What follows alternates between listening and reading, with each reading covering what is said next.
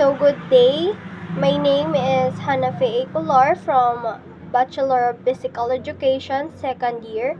So this video explains the message of Noli Me Tangere and El Filibusterismo. So these two novels were written by Dr.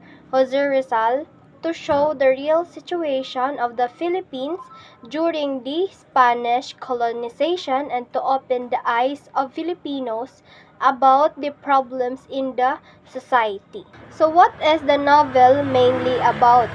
So Noli Me Tangere is mainly about the suffering of Filipinos under Spanish rule, and it shows how abuse, injustice, and corruption affected ordinary people, especially the poor. Rizal used this novel to expose the problems in society in a peaceful way. So the problems in society during Rizal's times of the problems shown in Noli Me Tangere are abuse of power by the Spanish official and the friars, and of course the injustice in the law, discrimination against Filipino, and also the corruption in religion. So the one important character is Crisostomo Ibarra, and he represents hope for change through education and peaceful reforms. So the question is, what problem in society did Rizal show in Noli Me Tangere? So Rizal showed the problem of unjust treatment of Filipinos and the abuse of the powers by those in authority, especially the friars and government officials.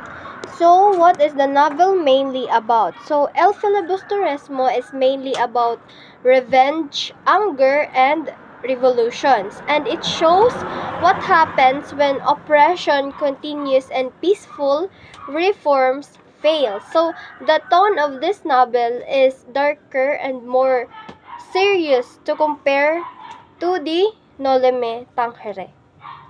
So the two major themes in El Filibusterismo are the revenge versus reforms and the corruption in the government. The one important character is Simon. So he represents the revenge and the desire to overthrow the corrupt system through the violence. So why is El Filib is darker than Noli Me Tangere? So El Filibusterismo is darker because it focuses on the anger, hatred, and the violence instead of hope and peaceful change. So it shows the result of continuous oppression. Difference between the two novels, Noli Me Tangere wants peaceful change through education and reforms. The El Filibusterismo shows anger and revolution because peaceful methods failed. So the question is, how did Rizal's message change from Noli to El Fili? So Rizal's message changed from hope and reform in Noli to a warning about violence and revolution in El Fili if injustice continues. Which novel do I like more? So then why? So I like Noli Me Tangere more because it shows hope and it shows reality and consequences. The second one is, are the problems in the novel still happening today? For some kind of reason, yes. Some problems are still happening today.